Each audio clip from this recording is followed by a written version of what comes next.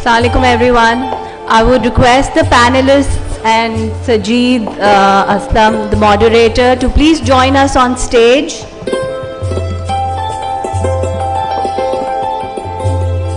Yes. Okay. I would request the panelists, once again, I would request the panelists to please join us on stage.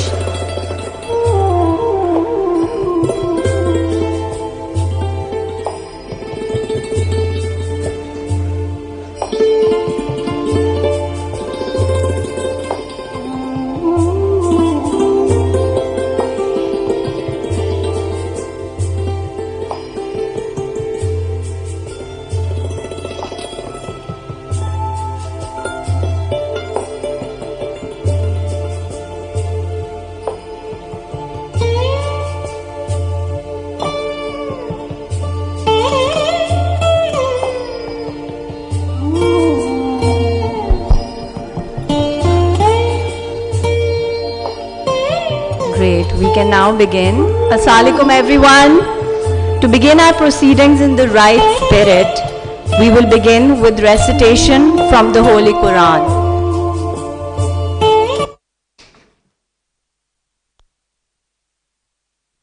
Bismillahir Rahmanir Rahim. Qul huwa Allahu ahad, Allahus samad. لم يلد ولم يولد ولم يكن له كفوا أحد بسم الله الرحمن الرحيم. Thank you. And now I'll request you all to please rise for the national anthem.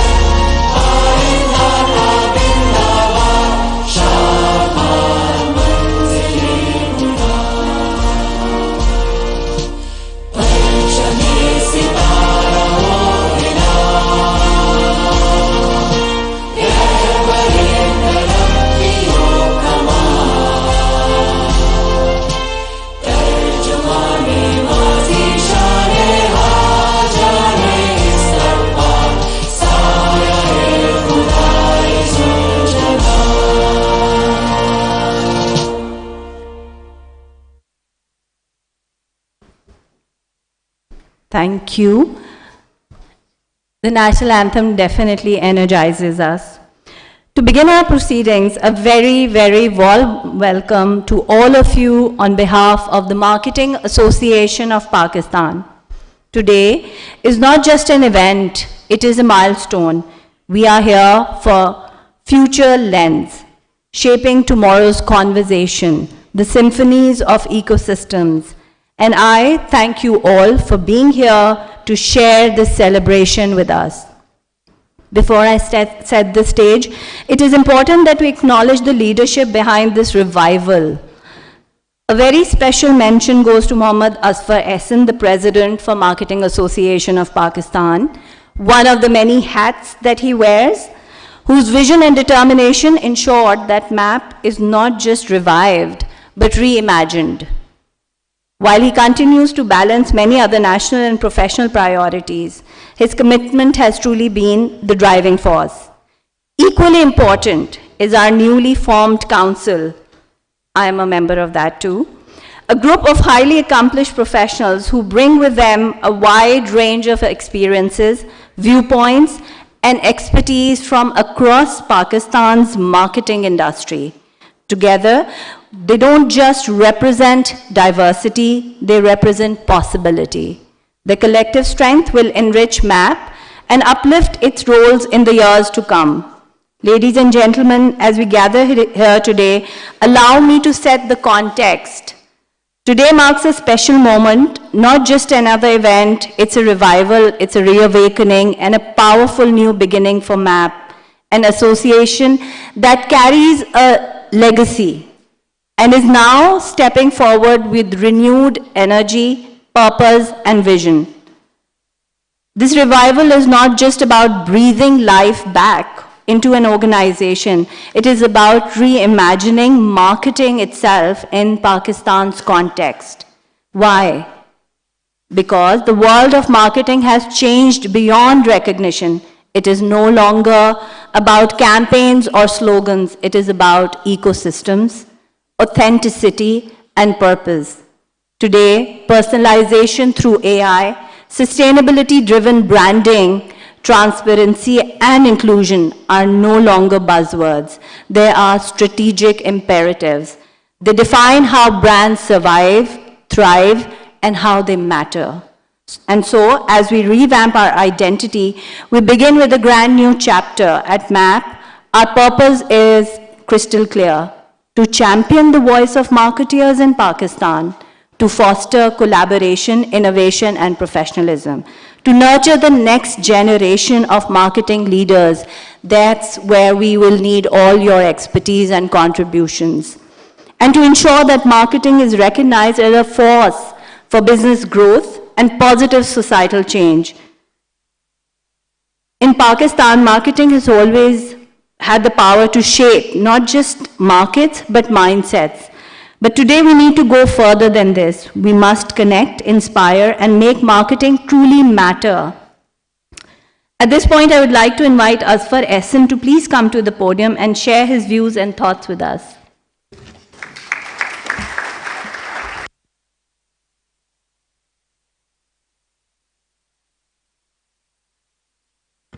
Thank you, Raida. Bismillah ar-Rahman ar-Rahim. Assalamu alaikum, everyone.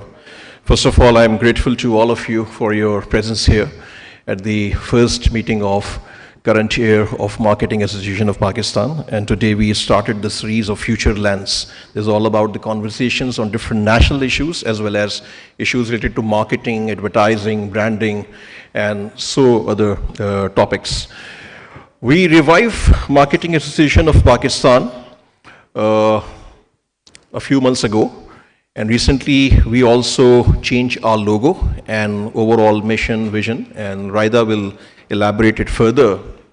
But I want to share that in this year, we engage 5 outstanding women leaders as our council member. And this is the first time we engage 5 women leaders.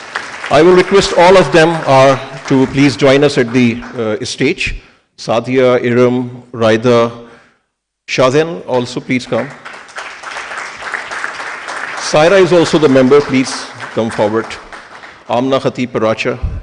Some of our members are traveling.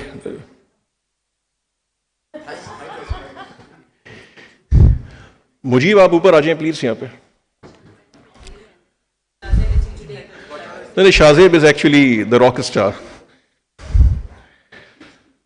So our other members are Umar Ehsan Khan of Dollans, Talib Kareem of Institute of Business Management, Ali Akai of Martin Dow Group, Mr.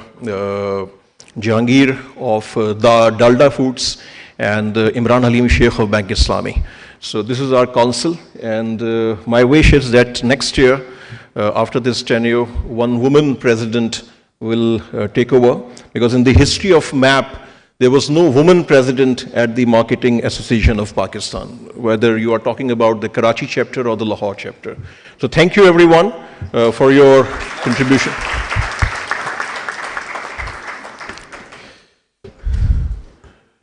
So our plan is to host different conversations, different dialogues. Also, we are hosting several dinners as well as industry visits. Also, some webinars with the international and global experts on advertising, marketing, and on monthly basis we will host these webinars. So MAP will be very active, and the chairperson for program committee is Raida Latif. She is responsible for all these activities, and we will inform all of you. Those who are not member, I will request all of you to please join the member as a member. This is not restricted to marketing, but this is all professionals forum actually, and this is a good networking forum for all the practitioners and students as well. So without any further delay, I will request Raida again to please conduct the further proceedings. Thank you, everyone.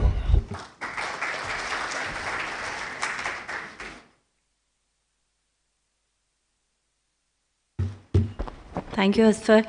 Before I jump on to the main piece of the event today, the panel discussion, ladies and gentlemen, we would like to take a moment to truly symbolize the rebirth of MAP. So brace yourselves, because we're about to reveal the new MAP identity.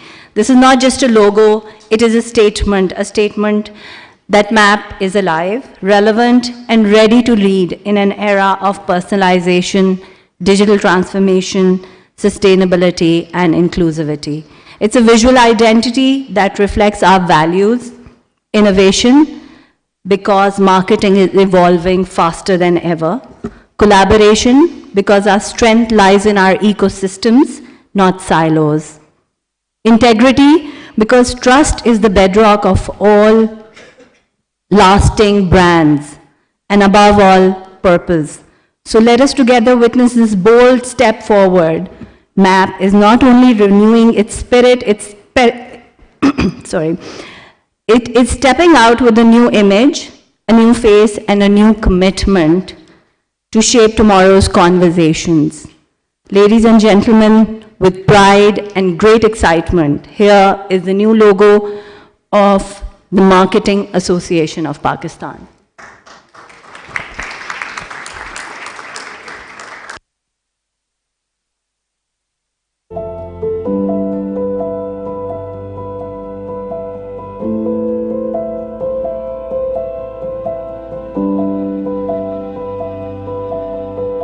As our brand has evolved, so has the world around us. It has become faster, more connected, and more discerning than ever before.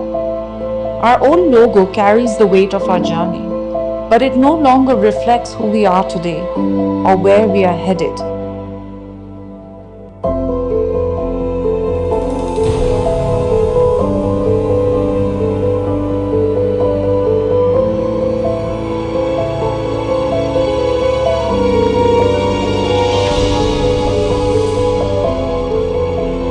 Our refreshed logo is a bridge between heritage and progress. It retains the familiar elements that honor our legacy while introducing cleaner lines, modern typography, and vibrant energy. It reflects our renewed purpose, our agility, and our future-forward vision. This is not just a change in how we look. It's a reaffirmation of what we stand for: clarity, connection, and continuous growth.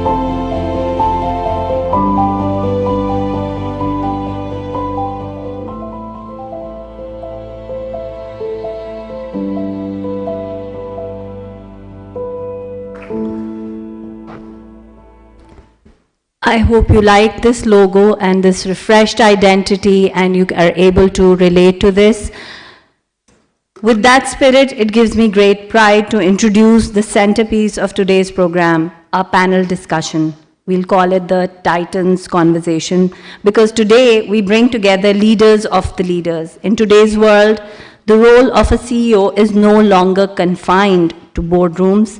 CEOs are the ultimate brand custodians and ambassadors. They set the vision, they embody the values, and they ensure that every single layer of the organization, from the executive suite to the trenches, carries that vision forward. This discussion will explore how leadership, branding, and marketing intersect, and how today's leaders are shaping tomorrow's conversations, ecosystems with innovation, inclusion, and sustainability. So without further ado, let's dive into the conversation that will set the tone for marketing in Pakistan's next decade. Please join me in welcoming our moderator, Mr. Sajid Aslam. Sajid, over to you.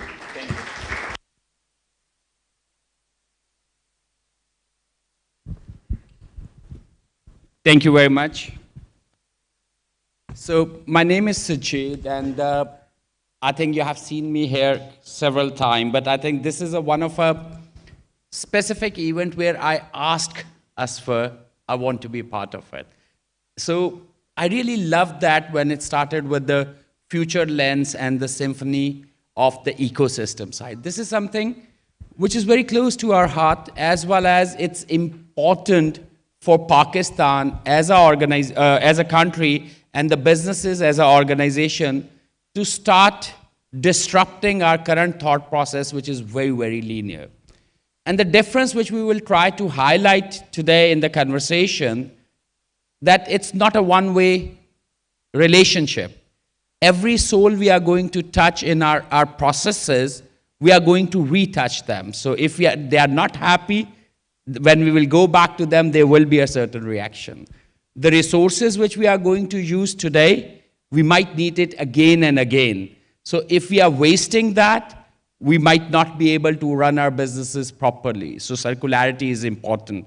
So the key difference between the linear and the ecosystem is to creating that collaboration and circularity which reduces the waste and create that interdependencies where everybody has to really look after each other, not as a human being, but also the resources and the natural capital which is given to us by the nature as well. So today, while we are going through that, I'll open the conversation with Atif Bajwa, the president and CEO of Bank Al-Falah, a very, very progressive bank, and I have a pleasure to work with him in past as well in the telco side. And I think one area which we will try to explore here from a banking, significantly, there's a lot of digital banks coming up. There's a branchless banking we have experimented as well. There's a microfinance banks are there as well. And there's a regular, traditional, conventional banks who are evolving in a very different way. So how you see the role of the banks like the Bank Al-Falah fitting in the entire ecosystem or enabling that ecosystem? So how you see the future of Bank Al-Falah and the likes of Bank Al-Falah for that matter in this connected and data-driven world where a lot of other digital players are present as well? Thank you, Sajid. Assalamu alaikum. It's a pleasure to be here, and I appreciate that you requested me to come and make some statements on banking. You're absolutely right that banking is evolving, as are most things. But I think this is a recognition that I think you're pointing towards, which is absolutely right, that banking is no longer something that you go to. Banking is increasingly becoming something that you do wherever you are. And I think that transformation is what is at the heart of what the banking sector is trying to do, using technology, using data science, using AI. But this transformation is obviously not uniform. And it depends on where you are, who you are, what your background is. So the urbane and financially savvy people will understand this transformation better, perhaps, and adopt it quicker. But large parts of our society don't necessarily move in that direction quickly. But it is, of course, our responsibility in the banking sector and the financial services sector at large to try to accelerate that process of change and create the products and services that people really desire, even if they don't necessarily know that today, but that is the direction in which things are going. So, just as an example, so you asked at Bank Al-Falah what we are doing. We have gradually transformed the transactional ease so that 94% of our transactions are now done through digital means, which should mean that the branch is becoming less and less important. 70% of that is now done through the app. 40% of our new customers, whether for accounts or for loans or for other products, are acquired through digital means. Now, this is a transformation over the last few years that we've seen, and there's still more room to go, obviously. But in the larger context of the overall population, it's still small. So there's a lot more to do for banks to create that environment in which banks can begin to adopt. There's also an effort to have people change their behaviors, and that one doesn't come easily. There has to be an inflection point. I think banks still believe that opening more branches is the means to growth. We haven't reached that inflection point yet where we say no more branches are required, enough of that, enough physical presence across the country, and let's just get people digitally onboarded. When that will come, I don't know, but for the time being, I think we're still going to see more branches open. But the big thing, the big challenge, and the big animal that we have to beat in this is cash. Unfortunately, cash is so predominantly used across our economy and so embedded in everything that we do, and sometimes legally, sometimes not so legally, that cash is difficult to remove from our day-to-day life. But I think that there is now a much greater seriousness at not just banking level, but at a national level. So for the first time, the government, led by the Prime Minister, has formed a committee called the Cashless Economy Committee, in which a national digital infrastructure has been created, has been drafted, and I think that's a good beginning to start to see the transformation of the entire economy towards a cashless economy.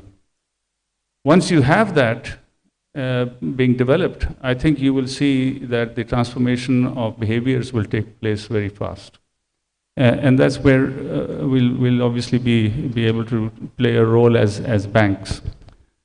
So for instance, when we talk about cashless, how do you become cashless if the merchants that you're going to purchase something doesn't have the capability to accept a digital payment? So we have about 5 million merchants across the country. Maybe 200,000 have that capability today, of some form. In a very rudimentary form, the QR code has been applied in perhaps, this is number thrown out by some people, about 900,000 have a QR code, but it's not active. The Prime Minister said you must have 2 million of these 5 million merchants by June 26. They must be ready to accept digital payments. Okay, that's a very tall task, but I think everybody will now step forward and try to do that. 15 billion transactions must move to digital transactions in this period of time. Now, these are, big, hairy, audacious goals, but I think you have to start with them so that you get at least some impact. And I think we will now begin to see that. And the question about what kind of services, I think the other thing that we have to recognize, and we're doing that, is that banking has to be embedded and intertwined with lifestyles. So it's no longer a separate thing that I go do banking. Banking is part of everything I do. I purchase something, there could be a banking transaction there. If I make a payment, that's a financial transaction. If I want to buy something against a loan, that should be done instantaneously through buy now, pay later schemes, but again, digitally. If I want to, do various other lifestyle transactions, I should be able to do it easily.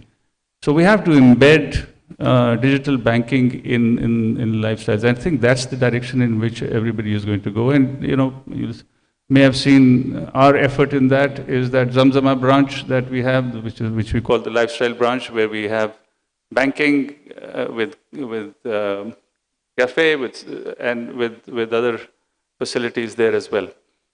So that's the direction in which we're going. And in here, we will be using a lot of technologies, the new technologies that are coming in, and therefore partnerships with fintechs and technology providers are going to be absolutely essential.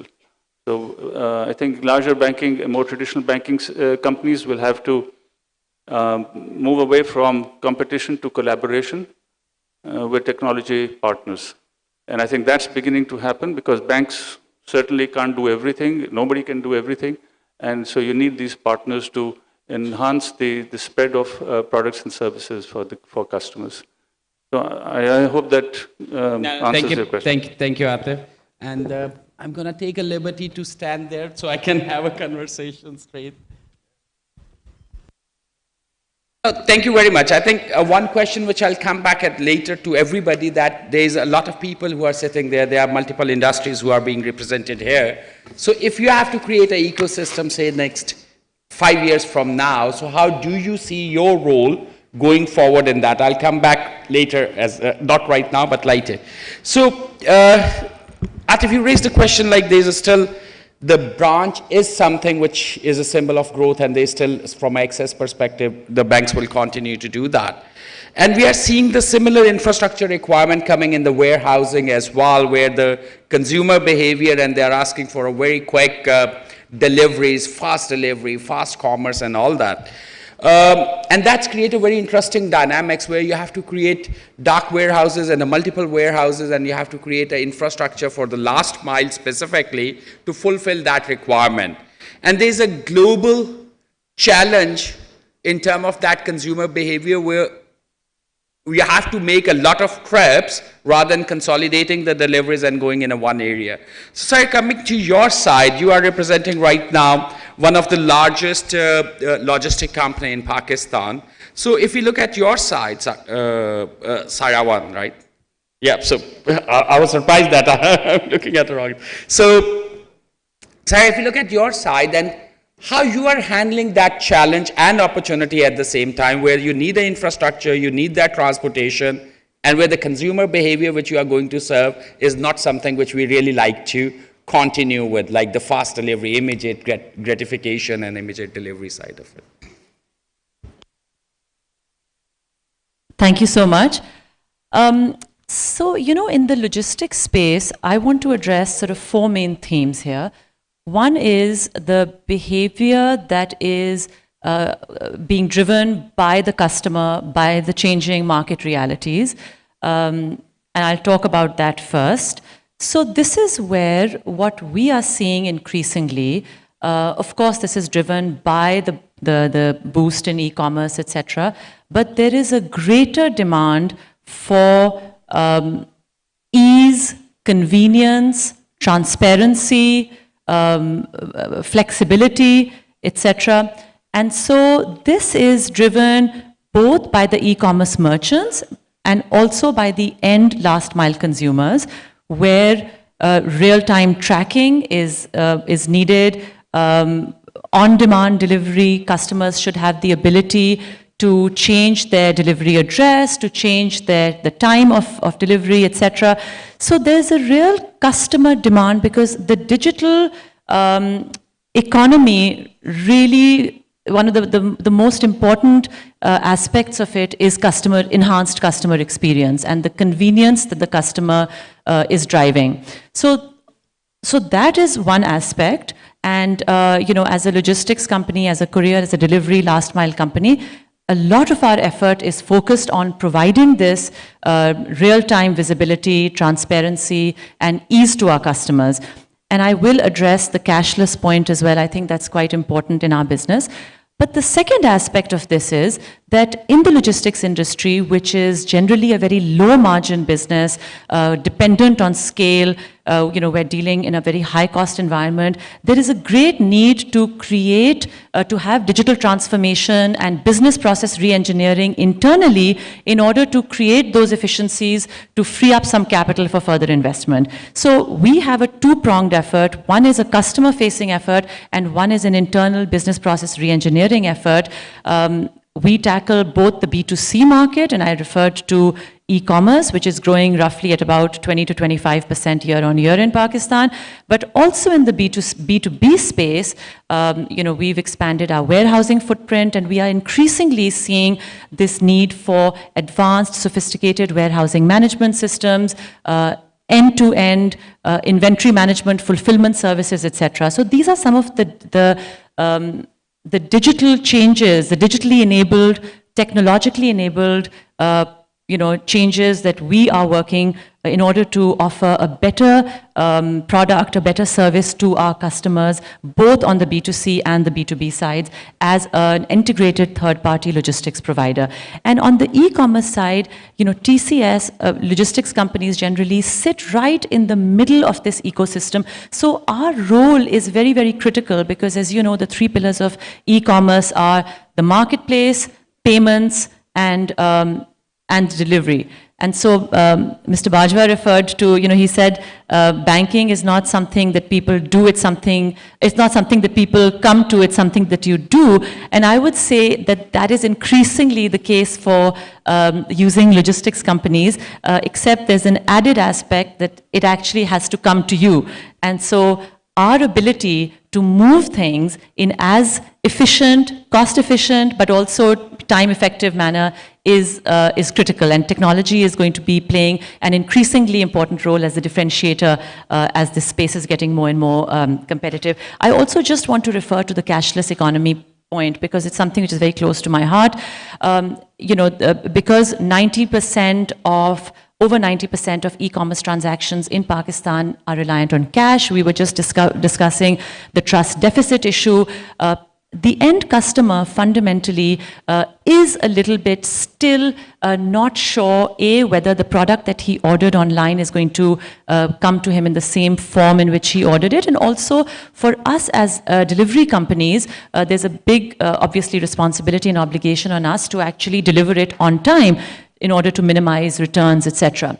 And so in order to build this trust, I think that the role of digital payments can really go a long way. At this point, people prefer to hold on to their cash, but on us, there is a huge administrative burden, which we obviously, it's actually a hidden cost for us, but it's a huge administrative burden in terms of collecting billions of rupees in cash from all across the country, reconciling it, and then passing that back through to e-commerce merchants. It stresses their working capital requirements. We are fully aware of that, but it also causes, ends up in a huge burden on logistics companies. So we are working very closely with the leading players in this space, Bank Al-Falah included. We're working with the government. We're working with digital financial services platforms such as JazzCash and EasyPesa in order to enable more digital payments at the doorstep, so that even if the customer is not willing to pay digitally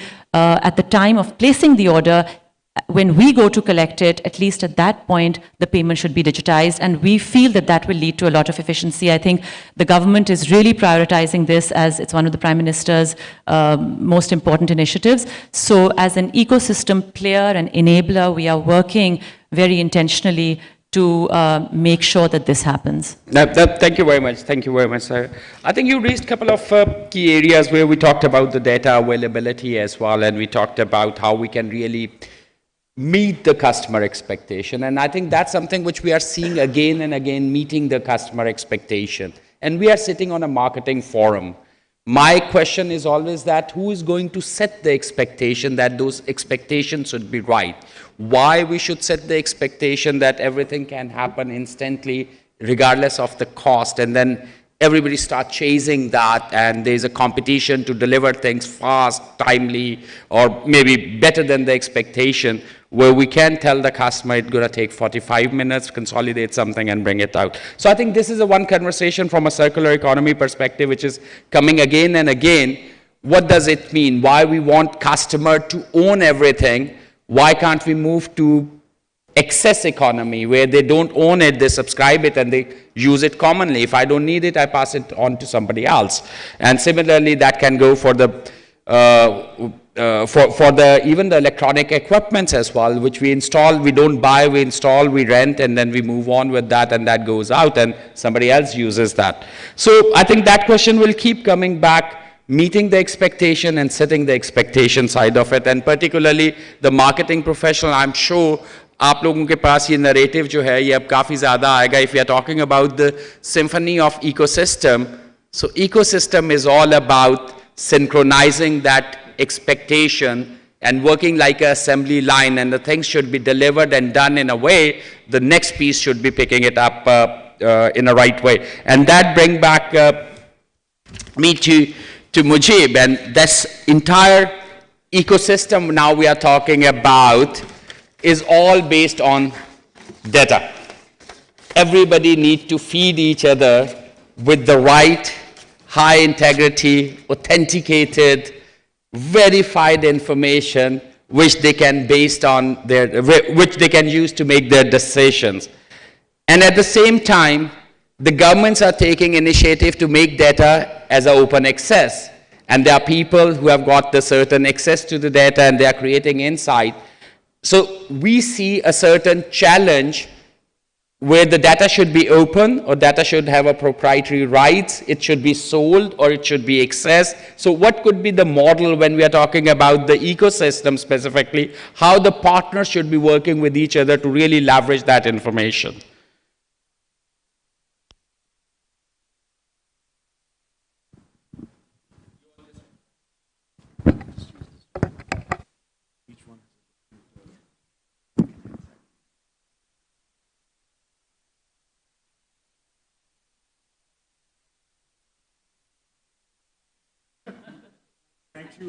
More times than...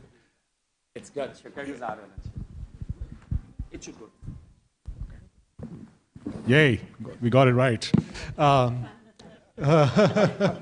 not saying it again now. I think great question on data availability. This is a topic, especially in a world where regulation, compliance, government policy is taking wild swings around the globe in different regions. And the requirement for data, whether it is in the public sector or in the private sector, and the need for governance around it is also increasing, and as well as regulation. It is important to find the right balance when, as an organization, especially if I take S&P Global's example, we are in the business of selling our data. That formulates the core of who we are as a business. And this industry, the information services industry, is close to a $90 to $100 billion industry. I think two key factors that I will try to refer to and try to keep my answer brief in the interest of time. Number one, with technology progressing as quickly as it has over the last, I would say, 5 years specifically, access to information for individuals has increased rapidly. So traditionally, data that was not accessible to individuals and they had to go to a vendor like us or somebody else to procure that data is now available. Everybody sitting in this room can access it through their phones, through an LLM, and they will be able to serve most of their use cases through that. So organizations will have to continue to build on their proprietary data that they have if they want to extract the value from their clients. A lot of information is still out there, but the other advantage of technology is that organizations can dig deeper to find differentiated data that they can serve to clients. That's something that we have experienced at S&P Global. For everybody here, I invite you to check out this tool that we have. It is called Marketplace, spglobal.marketplace.com. And this is a platform where we have opened up some of our data sets, and we invite our customers as well as other collaborators to put their data in that platform as well and see if they can come up with new products or new use cases. This is a model that is being used by financial institutions as well, where access to data is opened up because that leads to further opportunities that you can then monetize as an organization. So summarizing, it's a slightly complicated concept, but summarizing, if somebody feels, and data is being generated in all types of businesses, whether it's obviously banking, whether it is logistics, and that will have value. Businesses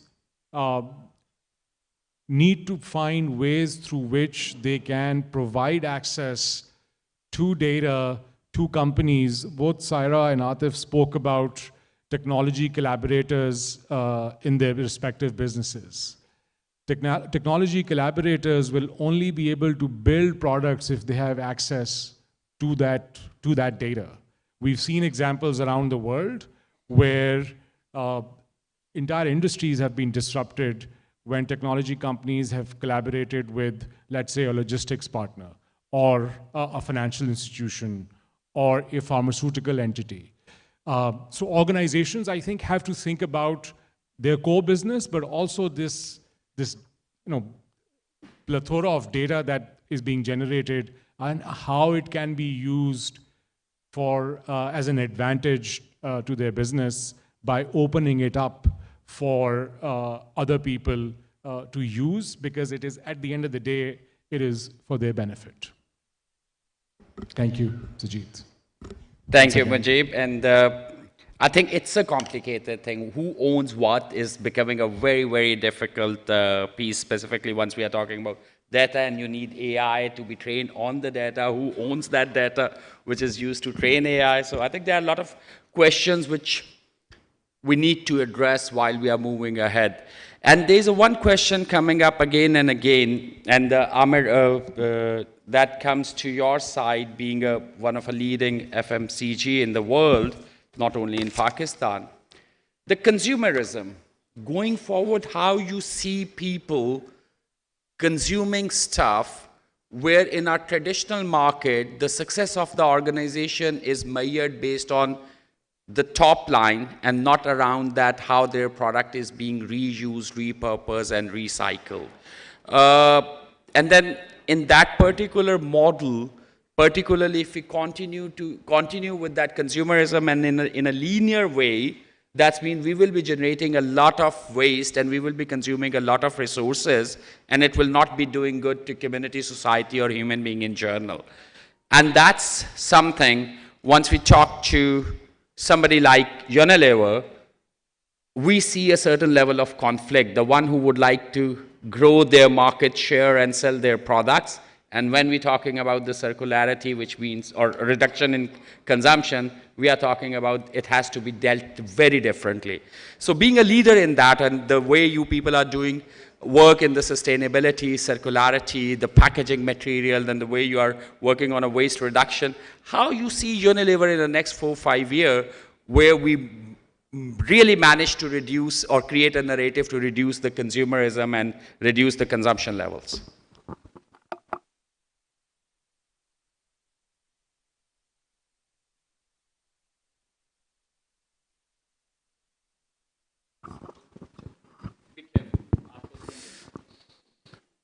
Well, that's quite an interesting question because the industry is going through a paradox. Everyone wants to be sustainable, but everyone wants to be profitable as well. And there's a cost of sustainability. And many organizations sitting here actually belong to B Corp certified organization, which means they are meant to basically produce commercial returns.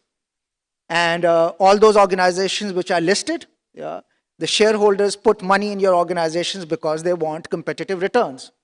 And if you don't produce competitive returns, they pull the money out of your organization and they put the money which actually give them the competitive returns. So it all boils down to that you need to basically balance between morality and commercial viability. And I think so that's what our experiences have been. The consumer landscape is changing a lot and there's been a tectonic shift. Two key things have happened. Number one is consumers are demanding hyper-personalization. Yeah, that's number one. And data and this AI is helping to hyper-personalize. The second is consumers are now more conscious how much they need, how much they consume and what they consume. And today, it's no more a one-sided affair. Yeah. When I was a brand manager, we used to basically create, we were told to create a magic of marketing, create a fancy ad and blast it on TV and show consumers so many times that they fed up aake aapka product khareed le. Unfortunately, that era is over. And now the new era is that it's less about what you say, it's more about what others say. And that's where the entire era of this social media marketing have actually come into place. So it's now the age of macro influencers, micro influencers, nano influencers, who you find on TikTok and Twitter, on Facebook. Actually, you go and ask them that, should I use this product or not? And then you decide whether I'm going to be using a product or not. And Booking.com, you know, whether the hotel actually gives them a 5-star rating or 4-star rating, it all boils down to what exactly is the comments the guests are actually giving. So we have come into a very different kind of era. And therefore, when you talk about this access economy or this creating an ecosystem, it varies from a country to country. Our experience in Pakistan has not been very encouraging. We did actually try putting up refill stations within different big stores. So we actually save from, you know, selling more plastic. But unfortunately, consumer psyche in Pakistan is that they want to basically buy a new product. They don't want to buy recycled bottles. They don't want to use refills. They don't want to actually use refill stations. And that's where I'm saying the paradox is there, where consumers are saying, I am very conscious, you know, I want to be climate responsible. But on the other side, when you give consumers the choice to actually pick between the recycled product or refill packs or refill stations, they choose not. So I think so there is a tension going between the two. Yeah? There's a tension between what you say and there's a tension between what you do. And therefore, that's where the difference is. That's one tension. The other tension is that sustainability costs you money. For example, a recycled resin in a bottle costs you more than the virgin resin. And today, the ecosystem is not developed enough that give you a recycled resin actually at parity, let alone at a lower cost. And therefore, when you actually put up a recycled resin in a bottle, today our Sunsilk bottle carries 25% of our recycled resin in our bottle, it costs you.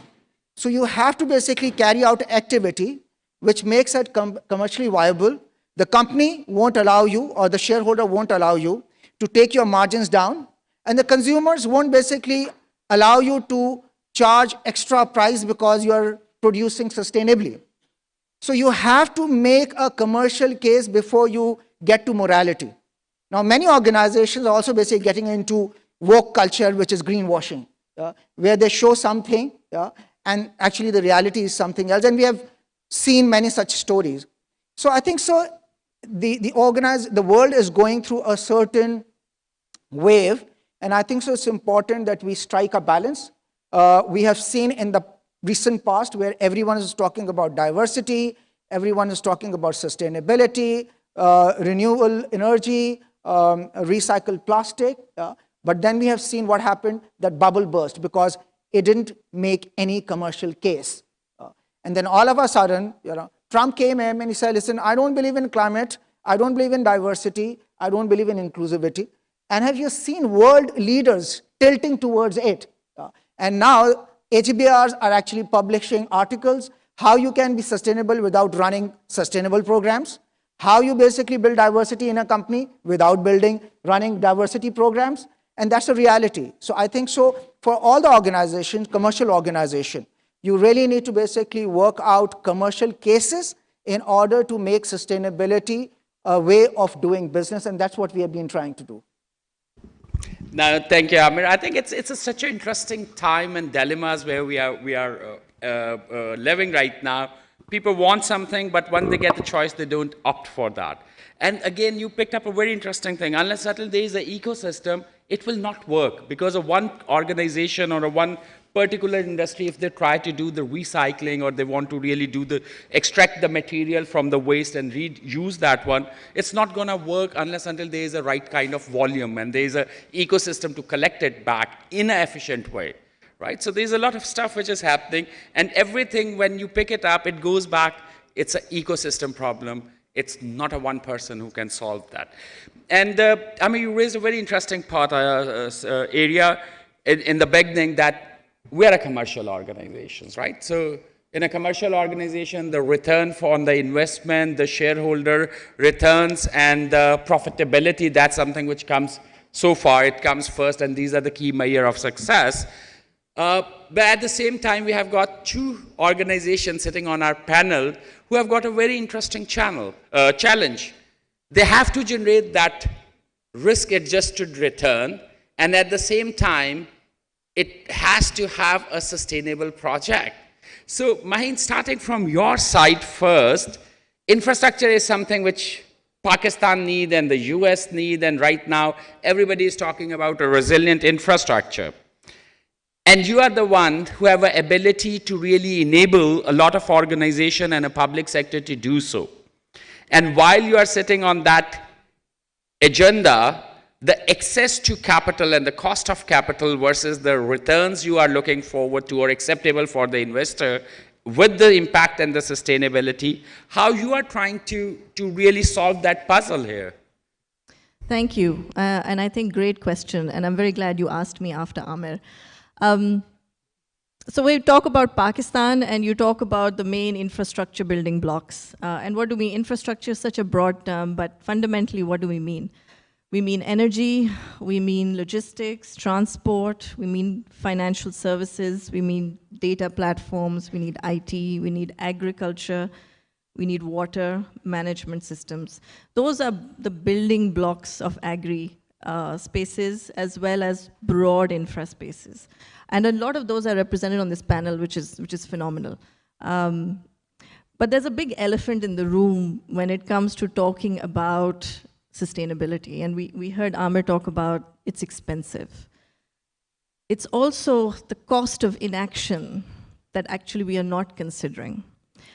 And the big elephant in the room is this, that while other countries can talk about the fact that we don't want to discuss these things and they're parked on the side and this is not part of the agenda, the climate elephant is actually stamping all over our infrastructure in Pakistan today. So we ignore at our own peril, and we are not factoring that cost of inaction into any of our actions. So when we make commercial decisions, and Amir is absolutely right that commercial decisions really drive development of new products, they drive development of new plants, of new projects. But what happens when a flood comes and all of that is rendered inoperable or damaged? We are not considering that cost in our actual evaluation. So what happens, right? You look at Pakistan, and this is a very interesting link back to the consumer here, actually. You look at Pakistan, we've had a flood here in Pakistan every year for the last 10 years. And occasionally, every 3-4 years, we have a big one and we talk about it on the news. We know how much damage that's been done. We know it's going to happen again, but yet it doesn't filter into our sense of calculations. So I think before we go down the path of addressing sustainability, let's look at the cost of not putting in action towards climate adaptation, not mitigation, adaptation. So how do we adapt our infrastructure so that our roads are not swept away, so that our factories are not inoperable, so that our logistics system continues to work, our transmission and distribution lines don't go down, our data and telecom doesn't stop working, because all of that is impacted by the climate elephant that we're seeing in Pakistan's economy today. So I would say it doesn't matter what Trump says, it matters what we're seeing on the ground. So how do we try and address that? And this is interesting that it's not part of the boardroom discussion as yet, but the sustainability standards of reporting are about to come to Pakistan in the next 2 years. And I tell you, we're not ready for that type of disclosure or that type of assessment. And something we've tried to do at Infrazamin is bring that discussion front and center to project development. Because at the end of the day, there's no point in putting up ground-mounted solar if the floods are going to come and damage your solar panels. There's no point in putting up agricultural structures where the floods will destroy the crops anyway. And I think the way we draw our inspiration, and one sort of image that stands out to me over the last 3 weeks that I've seen, is a picture of the Wagah border, where on the Indian side, there were the guards, maybe 100 meters apart, no water, and on the Pakistan side, just water everywhere. So, you know, that's simply because India actually invested in flood protection systems. And most countries in the world, and we've had a flood in pretty much every major continent in the last month or so, but the reality is the water goes away quickly, the drainage is effective, but we have not yet gone down that route.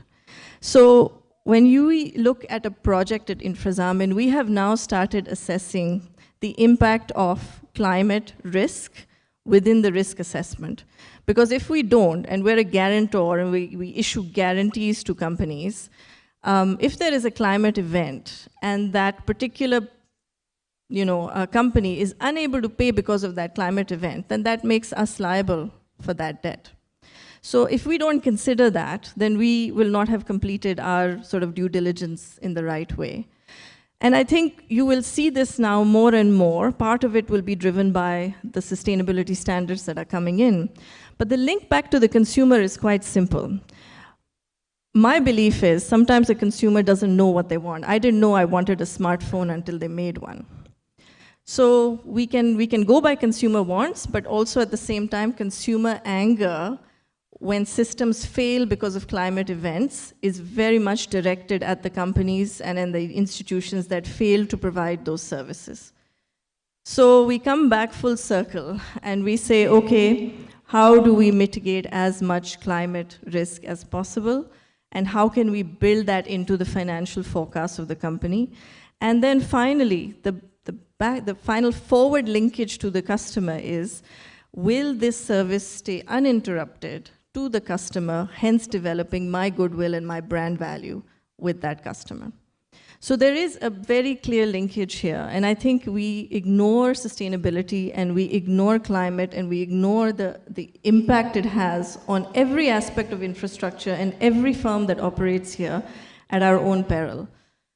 So more and more, our projects are not just looking at carbon mitigation, which is something all of us know very well. Everybody can put up solar panels, but also what our factories doing to stop water from coming around them, what are subnational, provincial, and federal governments doing to address water drainage and better water reservoir management. And these questions now being asked, we are very happy to say are actually now also being addressed and put into the projects that we're supporting. No, thank you, Mahin. I think cost of inaction is always something which we have to put if we are doing action, and what does it cost. And interestingly, when we talk about the infrastructure, that's a wonderful piece which connect everything. So if we are talking about Unilever, if we are talking about the last mile, we are talking about the financial services, even if we are talking about data and data centers, infrastructure is essential for that. But one of the most vulnerable business where the infrastructure and a sustainable infrastructure is the most important is the agriculture. And Dr. Aisha, where you are picking up the bets to bring the money to the one of a sector which is most vulnerable in general, where the major risk mitigation is the prayer right now in Pakistan. So you can pray that the things happen in the right way and the flood should not destroy those lands and the crops.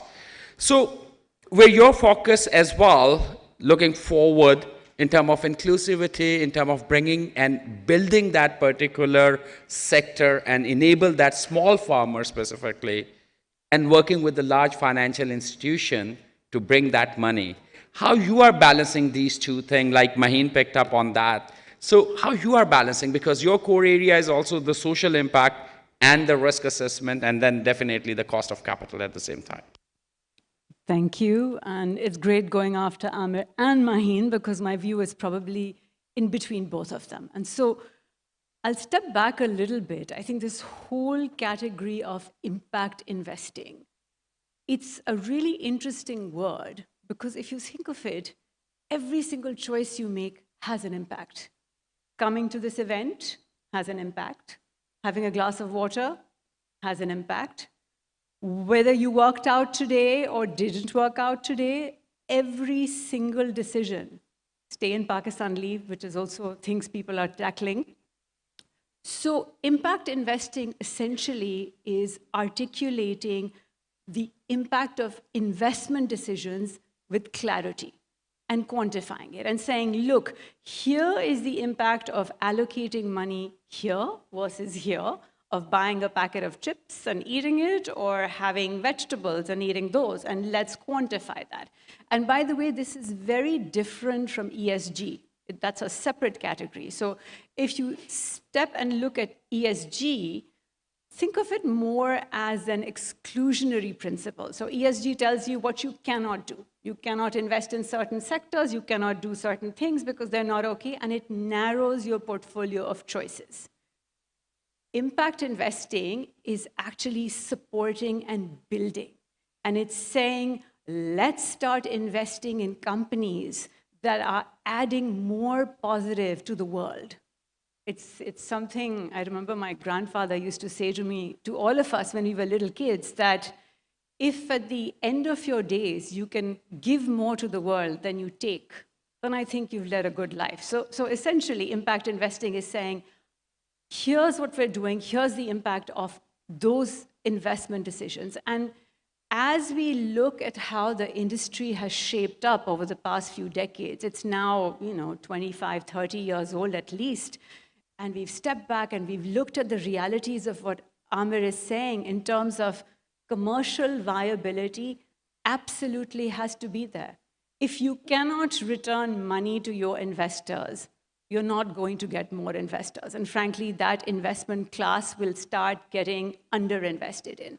So I completely hear the sort of implicit value in terms of the impact per dollar, but it needs to be articulated in a way that actually gets money back. So one of the big trends we're seeing is this collinearity. We call it collinearity. It essentially means that as you're scaling up, your returns are correlated with impact. And I'll give you an example of this. I was just in Africa, so I guess all my examples will be from our portfolio in Africa, so excuse me for that. But we invested in a company called D-Light.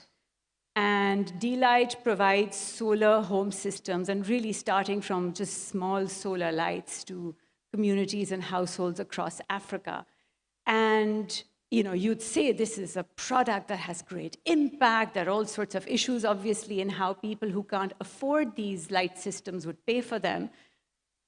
Fast forward 15 years, D-Light is one of the most successful companies in the region. It has impacted 200 million people across the continent. It's present in multiple markets.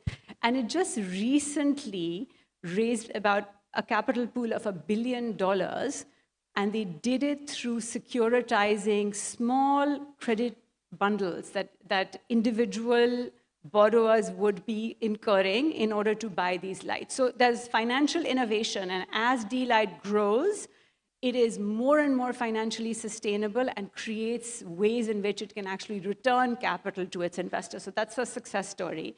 And that's one big trend, that it has to be collinear. We have to see a combination of financial and impact returns. Separately, it's hard to scale up.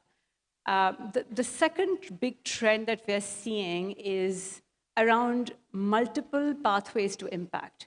So really just saying any one investment can have multiple ways of affecting and impacting society, the planet, and here, the second African company that I saw while I was in Nairobi, we invested in, it's called Burn Cook Stoves. And this is the largest manufacturer of clean cook stoves, the largest vertically integrated manufacturer of clean cook stoves in the world at this point. And anyone who's looked at clean cook stoves figures out that these are really expensive and the people you're selling them to can't afford it. Well, here's what Burn did. It not only localized production in Africa, but it also embedded each cook stove with IoT technology. So the cook stove now is measuring how much kerosene and dirty fuel it's replacing, and so essentially it becomes a distribution tool for carbon credits.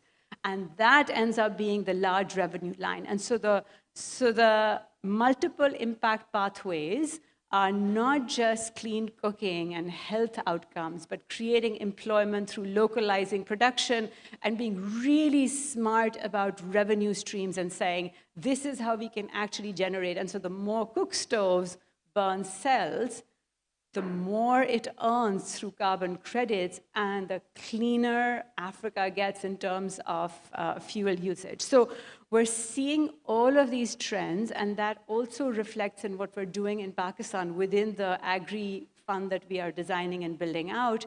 It is absolutely critical that each of the investments we make is not only going to have a real impact on the rural economy and support the lives of farmers and make them more resilient, but at its core, these investments have to scale and they have to generate returns, because without that, capital will remain scarce. Pakistan will remain a difficult destination for anyone to come in, and we will not be able to build where it's most needed. So again, all of you understand, no one would argue that we need to have more companies that are doing good. I think the issue becomes, how do we pay for it? How much of a discount are we willing to take on the returns? How are you actually going to scale them up? And we're seeing all of that. And again, the final third trend, sorry, ex-consultant, have to speak in threes. The third trend that we're seeing is really as the world is getting more and more local, and you're all seeing it, everyone's narrowing in and saying, let's just focus on our own region, our own community, and forget everyone else. I think in our space, in the space of impact investing, the gains from going global and sharing knowledge and having distributed models across different regions could not be greater. So if you are sitting in platforms that actually are able to engage across multiple regions, and so many of my, again, co-panelists here are on those platforms, there is increasing power in those ecosystems, going back to the theme, to be able to start now generating positive cycles of investing and returns and impact. And it's really exciting to see as we start building that out. Thank you, Dr. Asha. Thank you very much. I think we will go with the one more question with the panelists, and then we will come to the questions from the audience. So be prepared for those questions as well, if you have one. And just after this round, we will be coming to the audience and just introduce yourself, your organization, and point out what is your question and who you want to ask for. But be very, very precise and concise. And we are looking for questions, comments we will be sharing maybe during the tea time or later at once we get into the networking later at some time.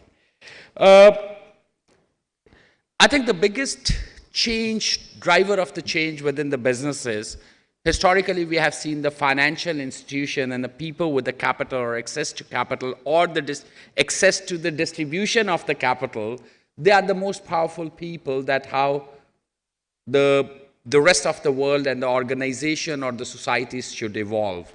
We have seen that in Europe, they brought the SFDR, they said that these are the green labels and the different kind of greenwashing conversation and the dark green and light green labeling on the investments.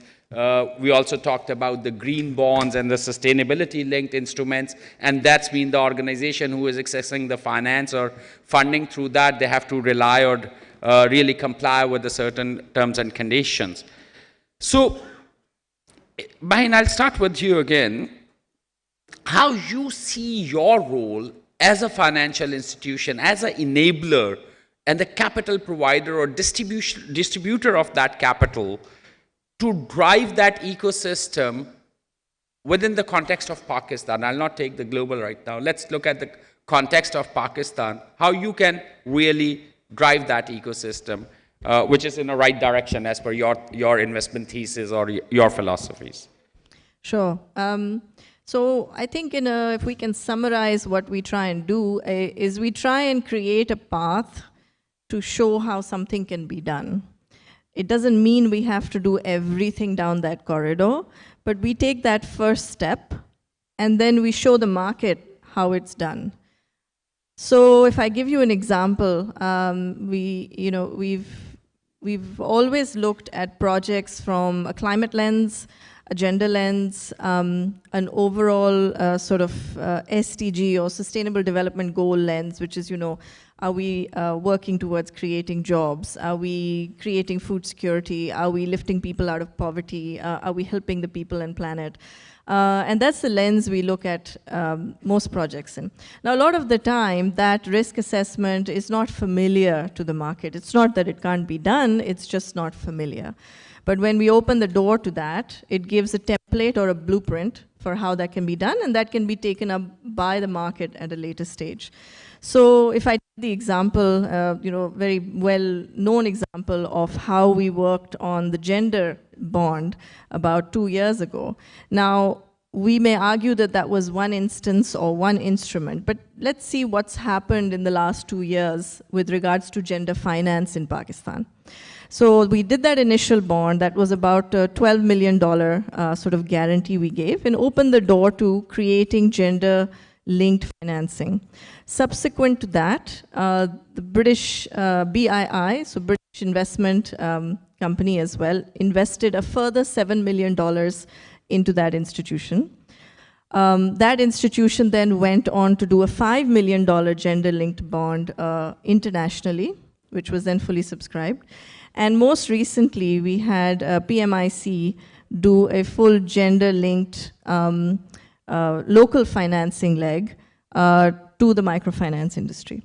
So we never had this kind of gender-linked financing in Pakistan before, but the idea was open a door, show how it's done, and let the rest of the market follow through. And similarly, when we look at climate and we look at renewable energy, for example, the first few distributed solar transactions where you have solar, rooftop solar on commercial institutions or on housing, etc. The first sort of guarantee transaction was actually done by Garanco, which is one of our sister companies. And since then, subsequently, and that was done, the first transaction was about 4 years ago. But if you see the market now on solar financing and how it's progressed, it is now a no-brainer to get into the solar space because it makes commercial sense, but that was first demonstrated through the guarantee product.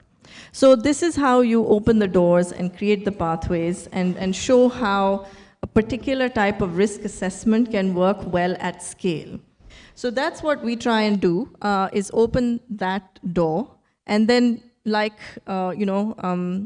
allow other financial institutions and enable them through capacity building and sometimes even with regulators to show how those can be made sustainable to scale. And that's effectively how we're working through this. Thank you, Mahin. Thank you very much. And Mujib, I'll come to you on that. You are sitting on a very strong brand, I think one of our employer of choice for for youth as well, and you spend a lot in terms of training and capacity building side. How the organization like S&P Global influence the education ecosystem, what we have today? So precise. I know you have got a lot to say, but Yeah. just try to be within 2 to 3 minutes here. Great question. So as one of the largest employers of technology talent, specifically in Pakistan, as well as talent in spaces that generally are difficult to find. For example, we have a team that collects ESG data globally for one of our divisions, S1. Now you go to a university in Pakistan, I actually did this, I won't name the university. I asked them to tell me what ESG was. People struggled. These are graduate students at a pretty nice university. And so awareness of some of these, another area that we hire extensively in is quant specialists. Now, a very specific area within investment banking, difficult to find talent in Pakistan. But let's keep those aside. I'll just stick with technology talent. Several organizations, our industry bodies, I see Jahan is sitting here, Pasha has been trying to crack that nut for quite some time. The government has run programs. Two things that we've found to be super helpful and impactful, and we've used them to solve that problem for us. Number one, a boot camp idea where we partner with universities to run a boot camp or either on their premises or ours, where we bring in talent. It's a combination of where they're working and getting trained in specific skill sets that we need, because we're not finding those skill sets being taught in universities. So that helps us solve the shorter term and medium term problem.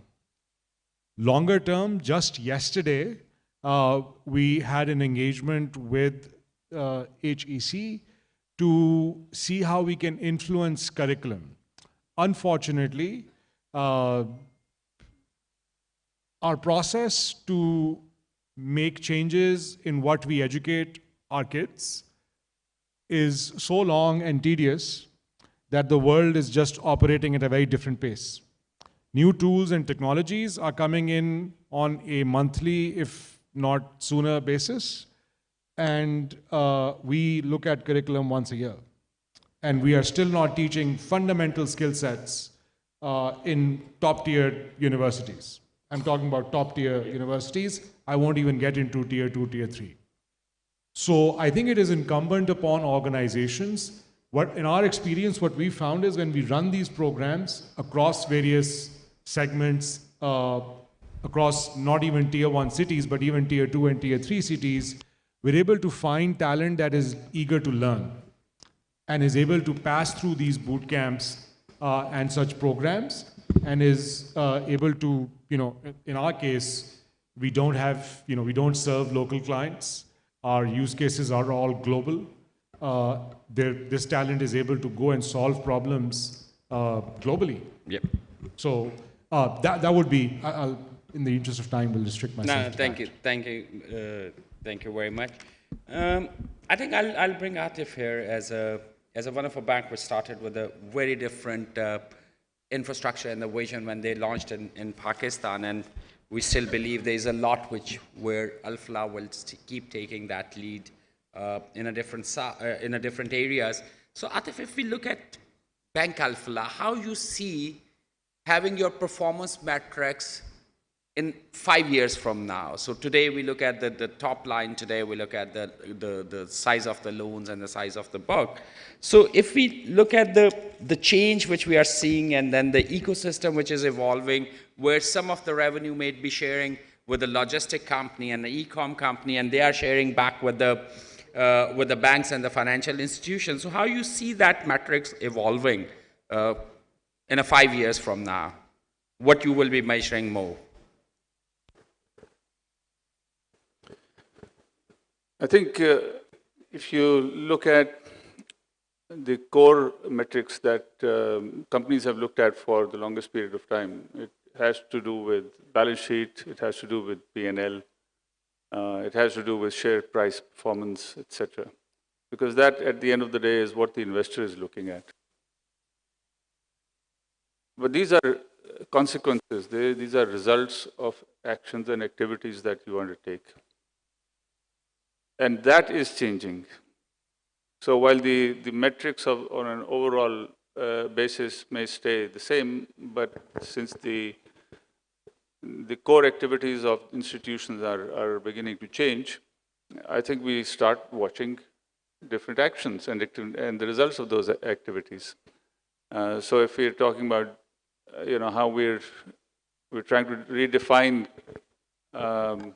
banking in a digital sense, then we have to see, okay, what kind of uptake do we have on digital products and platforms? What is the behavior of customers? What penetration we get there on each product? What kind of behaviors can we see through the data that we capture? And how we can develop more products and new product development is essential. So a whole range of analytics that are already coming in and will continue to evolve as we bring in more products and services will be important to see. And we've always, looked at these activities previously as well, but they were more generic. They were perhaps more traditional. And now, because we have the data, because we have the analytical capabilities developing better, we look at far more things and in depth. And I think that will continue to evolve. But at the going beyond financial performance driven by these activities, I think the other thing that has been touched upon is impact. So institutions that are serious about their responsibility to an economy and responsibility to a country will start looking at other things. What impact are they having on the country, the economy, the communities? And that's what we have started to watch and look at. But it comes from a core desire of the board and the shareholders to start being seen as a responsible corporate citizen and not just as a profitable corporate entity. And I think that's something that comes from the core ethos, the core vision and values. And to monitor the delivery against those values is something that we're beginning to watch and measure.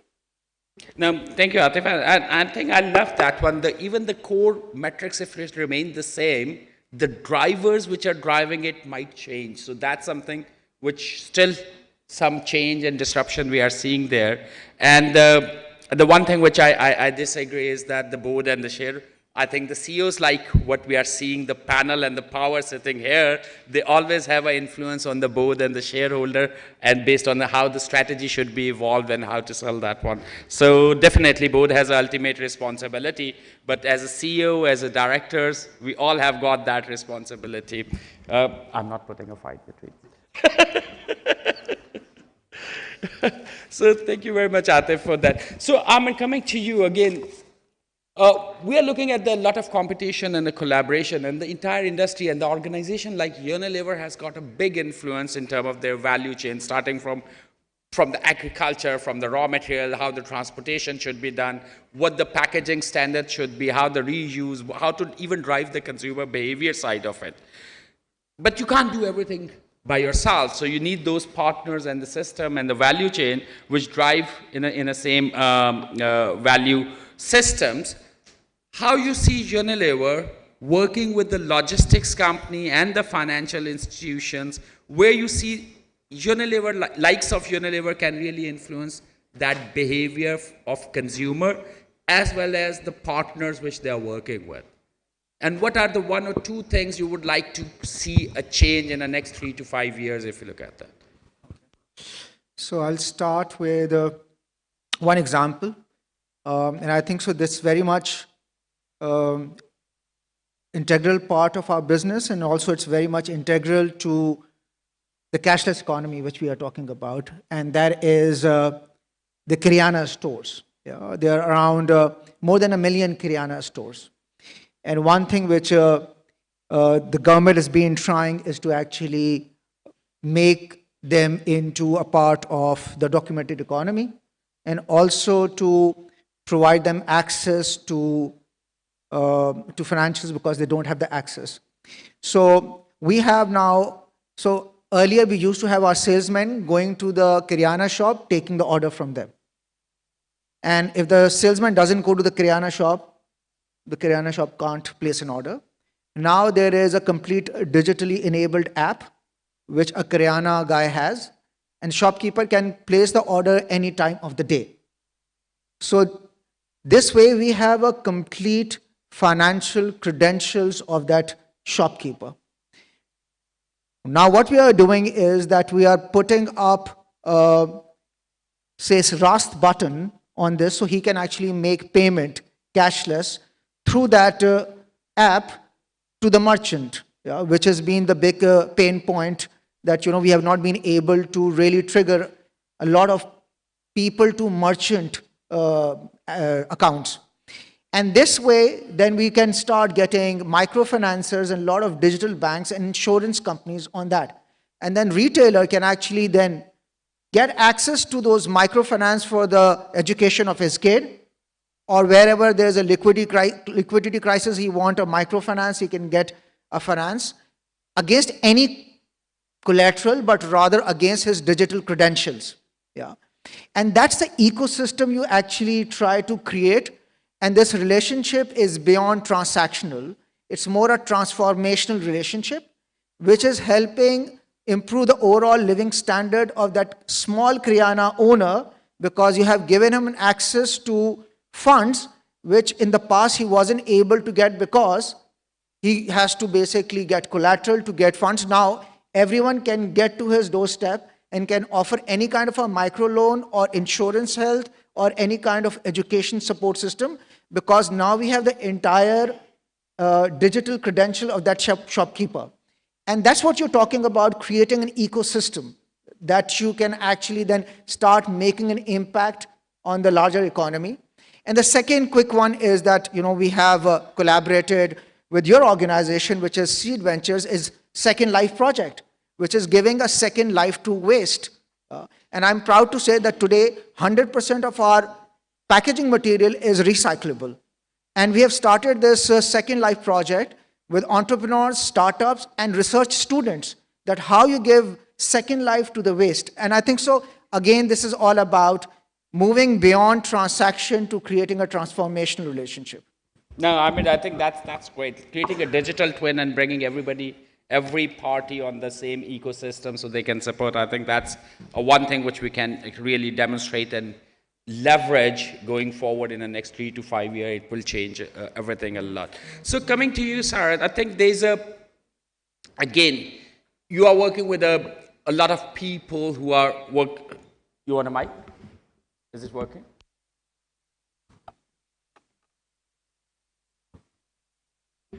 So I think over the period, there are a lot of roles which are being placed on a logistic company, and it was from a very regular traditional logistic company picking up a stuff and delivering somewhere. It has changed where you partner with even the manufacturers and the producers, and then you take it forward and you do a part of the bank as well. You collect money, you bring it back, you look at the insurance while the person is moving around.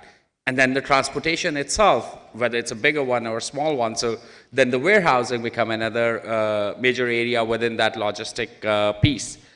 How you see, like Amir also mentioned that bringing all the people there, and there's always a one limitation whether Nestle would be on the same ecosystem or not.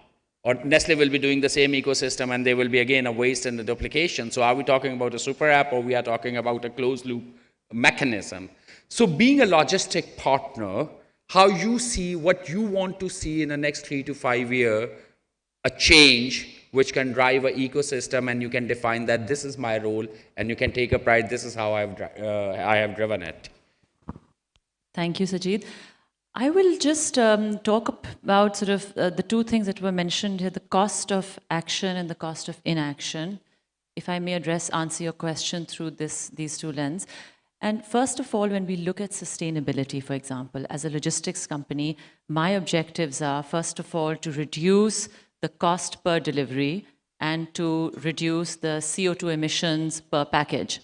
And when I look at the cost of sustainability, Amit is absolutely right to say that it's still in certain respects almost too costly for us. We've been looking at piloting, EV with EV vehicle providers. We've got a very large fleet of two-wheelers, four-wheelers, prime haul movers, etc.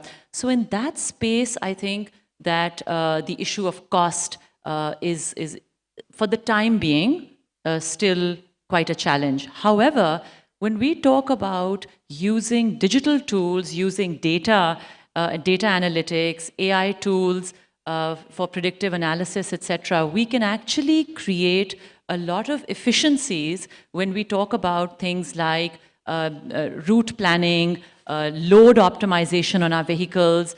And when we talk about overall sustainability, these are sustainable practices which are also actually cost efficient for us. So, using predictive analytics and again, one would follow the lead of global logistics companies that have done this, implemented these practices very successfully.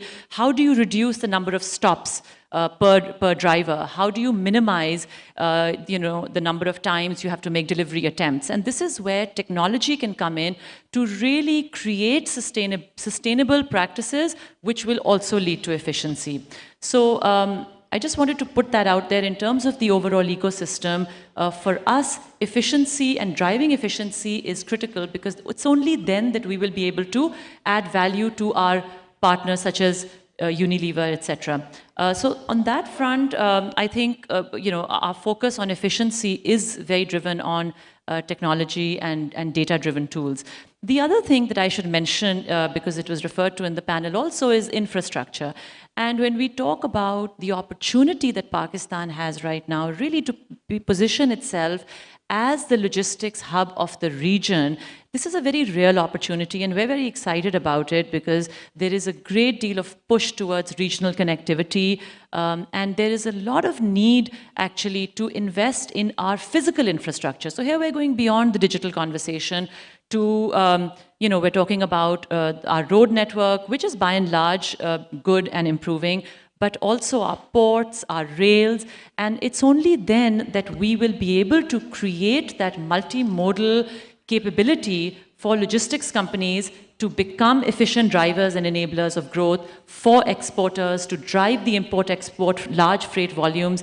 And this is, and I'll take advantage of having Maheen on the panel here because I think this is where, as a private company, there is really, need for affordable capital in order to do fleet modernization so that when these regional trade routes do open up, our vehicles, our fleets should be able to manage those loads on a global compliance standards. And also, I should add, for agri-logistics, which is another area of great interest to us, but again requires a lot of infrastructure-related investment.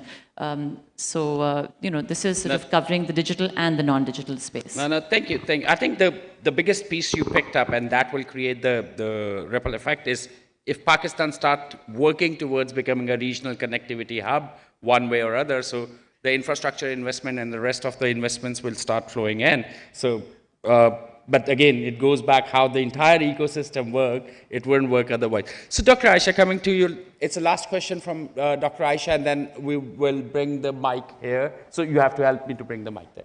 So be ready with your question. So Dr. Aisha, again, go back to farmer, right? Heart of our economy and the most vulnerable. All the other players in that ecosystem, they are way more influential as compared to that single person who is sitting in between, right? So you have got a fertilizer supply, you got the seed supply, you got the capital provider, and there's a one person, and then we are asking to put all the risk to that one person. If things do not work, he's the only one who suffers, or she's the only one who suffers that, because the rest of the people get paid one way or other. So in that, what change you see in the ecosystem, and you have got a lot of, again, the great mind and the organization sitting here, how we can help to really make that person or that business more viable so they are pro-risk and pro-change, given the climate change, even the changing a crop cycle is not working for them. They are so scared that they don't change it, and we have seen the wheat production this year.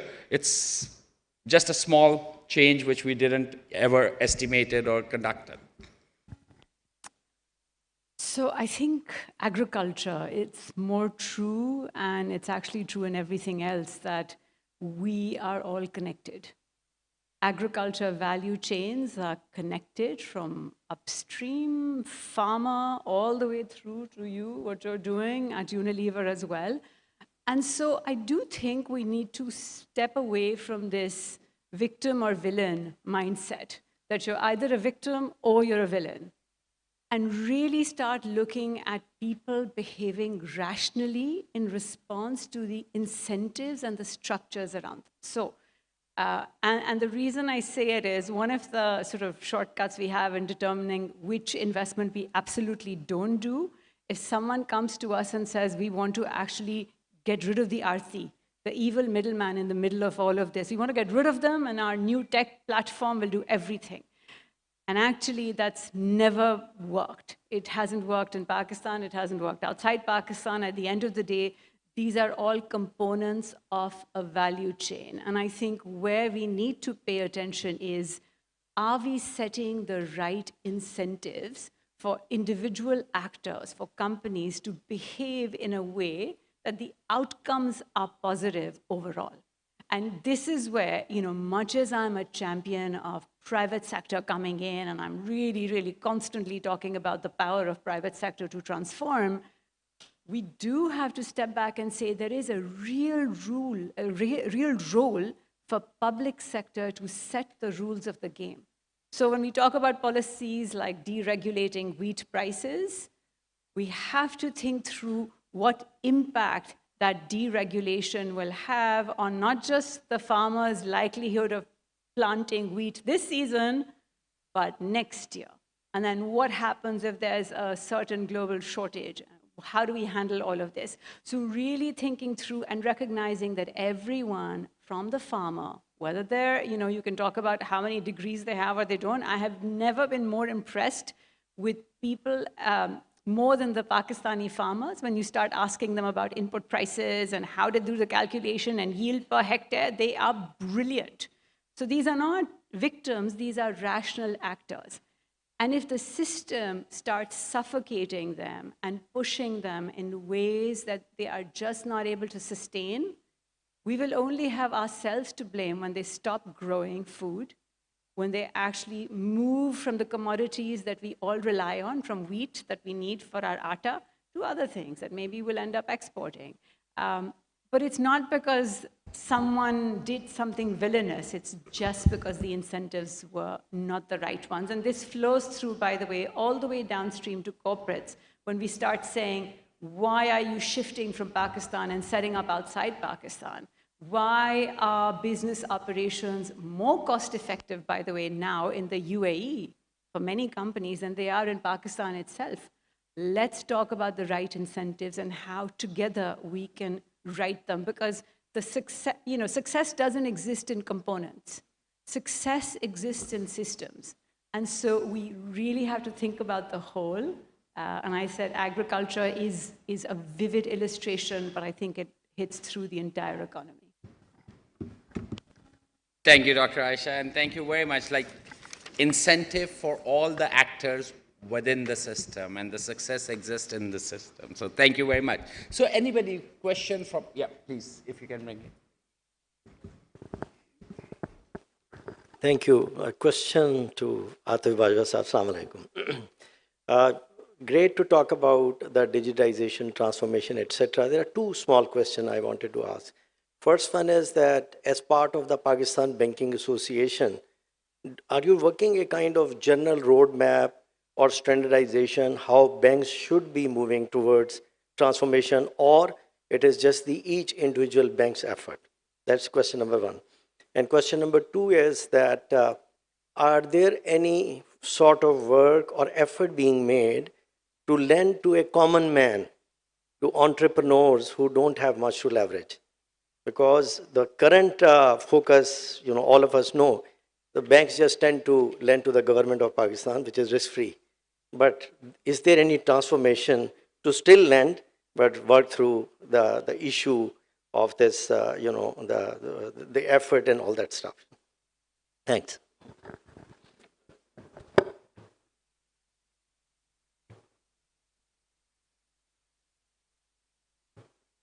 Is it still nice working? Great question. First one, I think you can't get every bank to be going at the same speed in terms of transformation and change and investing in technology, right? So I'm just moving towards that. So one, you have the regulator driving a certain direction. And the regulator is actually quite keen to see digitization and modernization take place. So to a large extent, we're all being driven by the central bank. But within that, some people are going beyond, and some people are laggards. And as I said, that's dependent on what kind of appetite you have to invest for the future. But by and large, I think the industry is moving forward. But you also know that the digital retail banks were given licenses. Just day before yesterday, we had the second bank go live, which is Mashreq Bank. So that's also driving digitization in a different direction, which is very good. It provides competition. It provides the impetus for a lot of the laggards to come up and catch up with the rest. So there are no Pakistan Banking Association guidelines, but based on the regulators' guidelines, this association does come together to see what are the issues, what are the problems, how do we solve them, how do we move forward. And some of these regulations are very difficult also, so there is some pushback which comes from the association. But, people are at different stages of development. The second question, absolutely, I think the need of the economy is that we provide financial access to smaller companies, SMEs, agriculture. Again, there's been a lot of talk about this, but the pressure has always been on banks. Banks don't lend. But banks lend in an ecosystem where you're able to judge whether the money is going to the right person, the right purpose, and whether there will be an ability to get that money back. And that is generally driven on, one, data, two, knowledge of the customer, three, the capacity to monitor the use of that money, fourth, the ability to at least recover money through, hopefully, means supported by law and law enforcement agencies. And of course, then you depend on, finally, the judiciary to be able to make judgments and to make decisions. So this whole ecosystem is not just banking. It is dependent on a lot of other things. So if I'm ready and willing to lend, I have to have a willing borrower who is willing to put it in the right place and willing to repay. And that history, unfortunately, has not been very positive over the decades. But that's a risk that now we're collectively finding ways to overcome. The government has stepped forward and said, okay, we'll give you first loss coverage, 10%, and in smaller loans, maybe even 20%. So that's confidence for the lender to say, okay, fine, I'll take the rest if there's a loss. And then, the ecosystem is being developed. There is greater access to data about farmers, about SMEs, about, where the money is used and how. So a lot more action is now underway to lend. I mean, in fact, in the last couple of years, you'll see that the SME and agriculture numbers are quite encouraging, despite the fact that the economy really hasn't been growing. So, I mean, you also don't want to push money down somebody who who may not be able to pay it. When the interest rates were 22%, it's irresponsible for banks to lend money to people who may not be able to pay that back. No. Thank you. I think there's one thing, Khalid Sahab, I'll add that. The first thing, in the entire ecosystem where the banks start funding these small companies and SME, the government started buying from them. So right now, if you look at the RFP,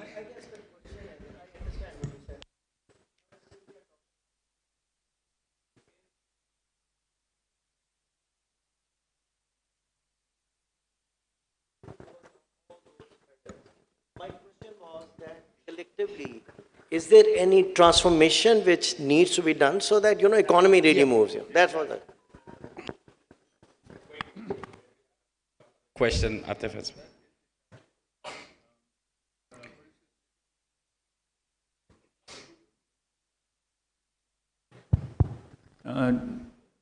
We now are able to lend digitally to SMEs and agricultural to farmers, right? So it's now instant lending also has started. Still small, but at least that capability has come in, and it's based on data analytics that we run quickly, and we say, okay, this is a good credit. Let's take the risk. So that's beginning to happen now. That has to scale up. And I think in the next year, 2 years, you'll see significant lending happen. No. Thank you, Atif. Jahara, you got the mic? Okay. Thank you. I was just wondering, we're discussing inclusion, we're discussing digitization. Have you seen within your organizations or within your vendor network any resistance to any of this, and how do you tackle it? Is there a mindset shift that's required? Are you tackling it through training or through engagement with these people? Because I have heard from many organizations that this is a real problem. So who you want to address that? Anyone who wants to address it. Who wants to pick it up? Okay, great. Thank you. Good. I can share an example. I think as an entity operating around the globe, but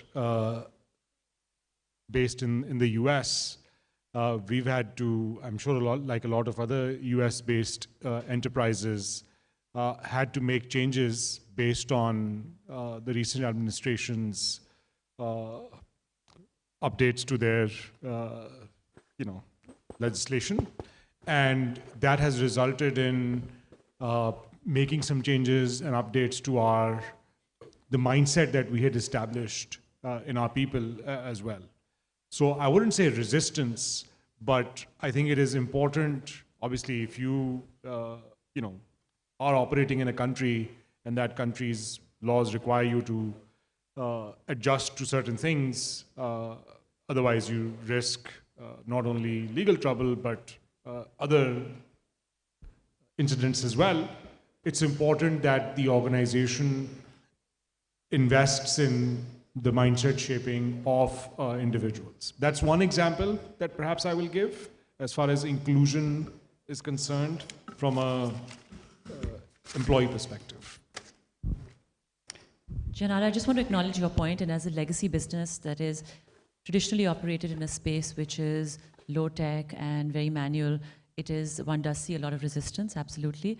I think people are inherently suspicious of any change in any case, but technology-based change really feels threatening because it threatens people's jobs and livelihoods, etc.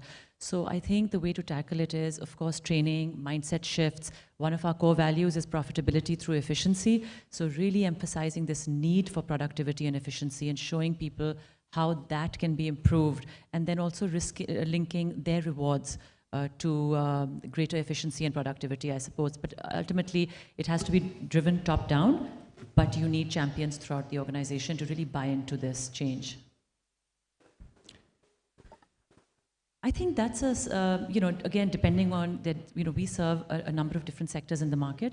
Some are more traditional and where we're not seeing that much of a push, but where their own business models are at stake from similar disruption, those are the ones that are pushing for it. So I think it's pretty irregular across the space. Thank you, Sarah. Thank you. Assalamu alaikum ji. My name is Asma Tishan. I'm business head at Jazz. My question is with respect to telco industry. We spoke a lot about data analytics and consumer connecting with all your industries. So telcos are uniquely positioned at the intersection of connectivity, technology, and innovation. So in your point of view, what can our industry do, considering that we have huge data with analytics and can actually bridge the gap between consumer and all these industries? So how can we help? So who you want that question to? Anyone, because we are related, it's related to who all the wants industries. to pick that? I can pick. Atif, you? The telco and the banks, and I think you are the best one sitting at that junction. You know, clearly what you said is right. Telcos do have a lot of data, and they have the ability to use that very effectively. They have the connectivity as well, much better than any other organization or sector. So what can telcos do? I think telcos are branching into different things, for instance, finance. So they are setting up microfinance institutions, which is a very effective use of that data for that segment of population, which is not being touched upon, very extensively by the banking sector or even the microfinance institutions. So you have a unique advantage that you can use that data to effectively address the needs of that segment. The other thing that you could do, and this is where data ownership becomes a really, sensitive issue. A lot of lending requires data analytics to create the credit scoring models to decide whether to lend or not. And that kind of data resides with you guys. But to share that data with the lenders, which are the banks, often becomes a problem. We've tried it in the past to create credit scoring models using data from across different sectors. Telco is one, utility companies another, and various others. And we always had this sensitivity issue that, no, this is our data, we're not going to share it. So as a consequence, we end up having suboptimal credit scoring models. We still use them, but they're not as good. So again, if you really want to, provide some impetus to the economy for growth, perhaps a little bit of generosity on sharing of data is required. I think that's already discussed earlier as well, the access to data. So we have got 3 questions. If we can take those 3 questions and then we will respond. My question is to Mr. Bajwa first. You see, you talked about cashless banking, and you have talked about cashless banking. We are going through a process where there is intense intervention in the internet and in the signaling through the intervention of these red channels and so forth. So how do you plan to counter this? Because if you're not on the online, you cannot sort of do anything with cashless banking. So how do you counter this, and how do you propose that the government should be taken into confidence to allow this, particularly the banking industry and the data industry, to be able to sort of go through this without the kind of restriction that we are going through? Over to you, sir. Thank you. If we can get the other question as well, and then we will come back. Yeah.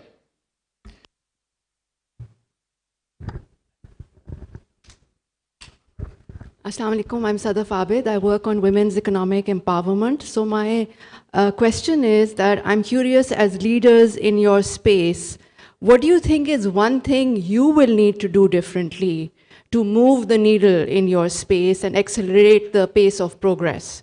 So I will request this question's response from Amir, Maheen, Aisha, and Atif. No, we can get one person to. Okay, sure. Because I'm highly curious, because I think the role of leadership is very critical. Yeah, I think we can pick up that with the conversation, but we have to pick one person here. And the last question, please.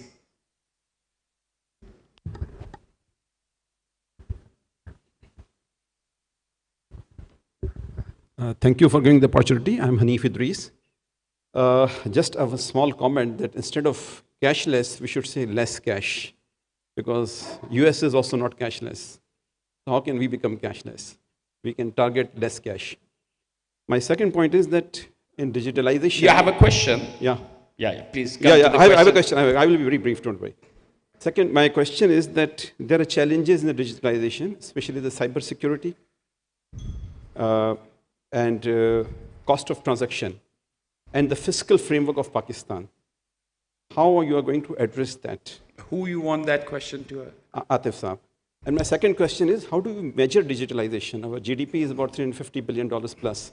How much of our GDP is digitalized at the moment? Because we have equal informal economy as well.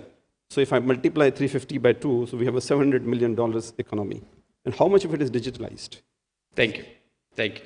And my one question to Ms. Saira Awan is that... We can only have one person, guys. We are running out of time. So, but you will have a networking opportunity later, right? So I think...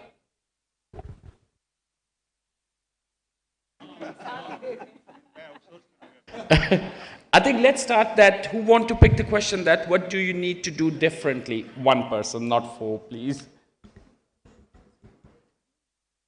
Amir, Saira. Okay, please, Amir.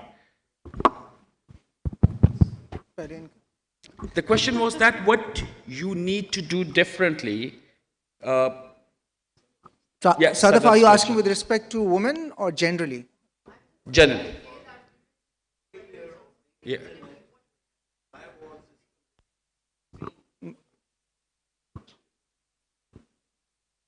No. Please, Ahmed, go ahead. Yeah. I think so. I would rather basically address it more from the lens of women, and I think so that's more pressing one, because I think that's a big challenge in the country that we have not been able to have many women at the senior level or even the mid-level level, because the problem is that it's not in education, but education level, when you look at the graduation, the graduates are actually more or less equitable. It's 50% women and 50% men. The problem happens is that when they get into an organization, they don't progress at the leadership level as much as the men do. And one of the biggest reason is that men basically take the P&L roles, which are the profit roles, the core roles, and women at the earlier stage usually take the more support roles.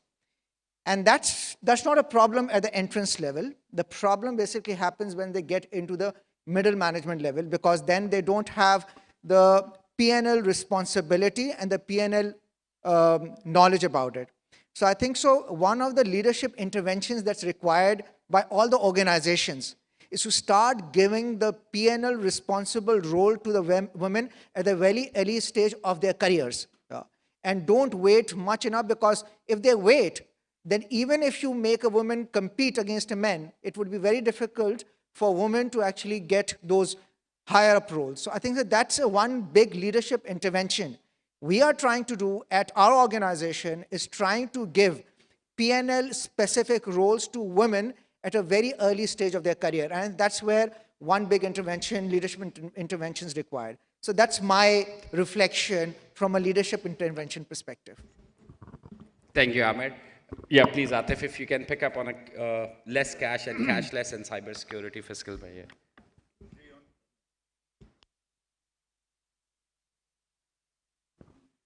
Subject of cashless in the cashless economy. I think your concerns are right that, we have to have a dependable, communication system to be able to pass messages to make sure digital transactions take place. And we know we are where we are in that respect. Hopefully we'll progress further, but so far there have been setbacks. Every year we have some issue or the other. But there are methodologies to make payments more simply. QR codes are one. They also require connectivity, but they're very simple, straightforward, and I don't think that those technologies really get questioned by the authorities, or they clamp down on those ones. But I think this is an evolutionary process. Of course, communication could be much better. And we are hoping that it will be, because without that, we can't move towards cashless economy. The terminology of cashless, you can call it whatever you want, but the direction is the same. It's to start,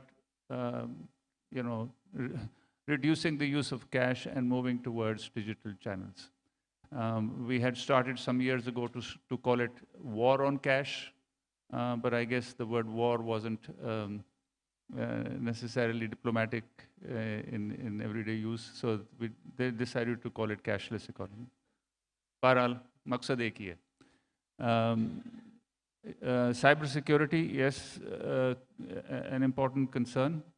I think that's where a lot of the investment from all players is going.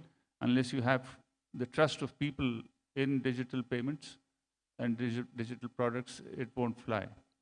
But it's a constant challenge, because people who want to beat the system will always be a step ahead of you. But that's the challenge, and therefore the fraud risk is something that either banks take on, or insurance companies take on, or the customer takes on him or herself, because most of the frauds happen because the customer has revealed some secure password or information to the fraudster. So there is a responsibility on that side as well. Your last point was about fiscal. Fiscal measures. So, how big is the digital economy as a percentage of the GDP? It depends on how you measure it. It's still very small. It's probably less than 5%. So there's a huge opportunity to grow that.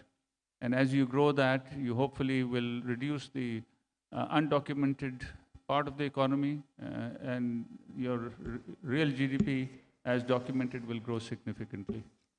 Thank you. I think that's all.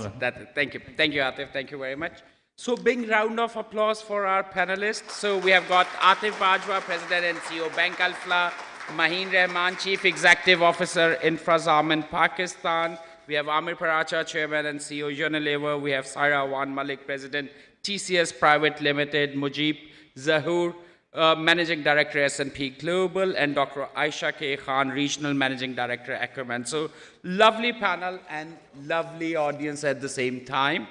I know there are a lot of questions still are in the hall. I got a lot of messages as well. My apologies, Emma, you also raised the hand. But given the time we have, I think it's very difficult to really entertain every question in the panel mode, but I still encourage you will have opportunity to network right now and share not only your concern and the questions with the panelists, but among yourselves. So thank you very much for such a lovely audience. Thank you.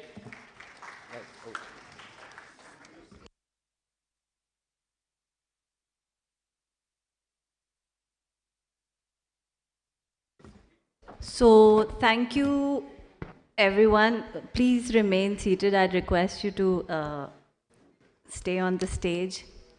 You can't leave yet. Okay. Thank you, Sajid, for being our moderator, and our panelists for such a lovely, insightful conversation. Ecosystems need to be created. Ecosystems need to be strengthened. A lot of effort requires to be made at all ends, all participants. Now, to honor our speakers and express our heartfelt appreciation, I would like to request Mr. Asfar Ehsan and the council members to also join us on stage.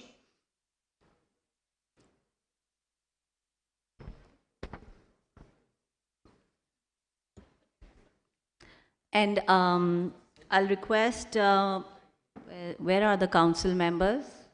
Please join us on stage.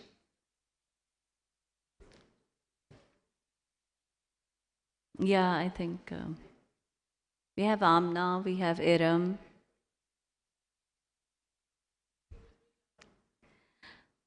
I would request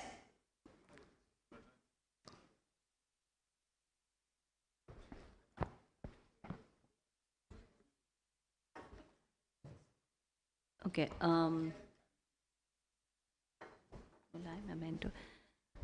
I would request Ms. Iram Shakir to please present a memento for Mr. Atif Bajwa. So please come forward to receive your memento.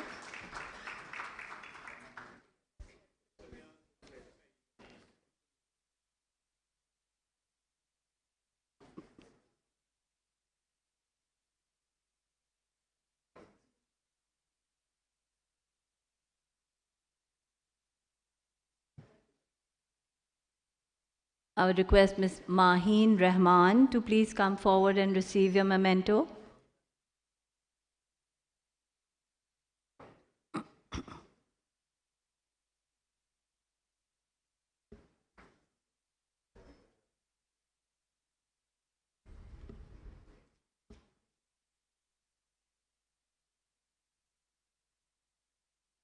Now I'll request Ms. Amna Khatib to present a memento to Mr. Amir Paracha.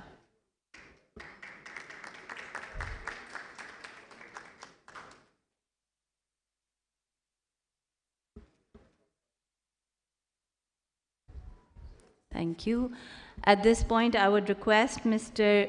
Yunus Daga Sahab to please come on stage. If he's still here? No?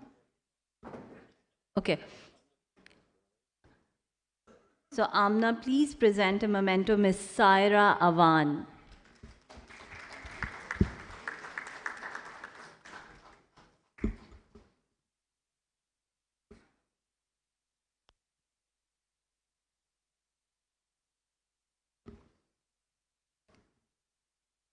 May I please request Mr. Hassan Ali Abdullah from the audience to please join us on stage.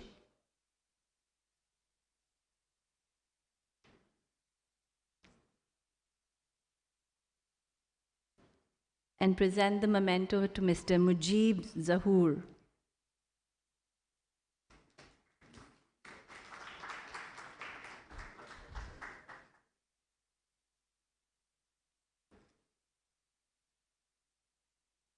Thank you, sir. And I would make one more request, Mr. Khalid Mansoor to please.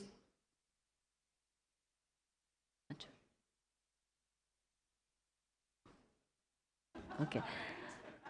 Aisha Khan, Dr. Aisha Khan.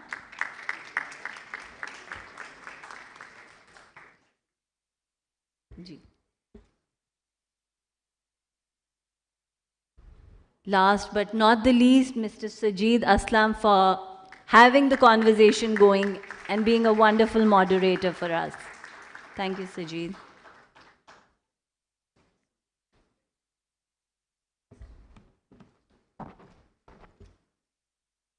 With this, we'll have a group photo of the council members and the panelists.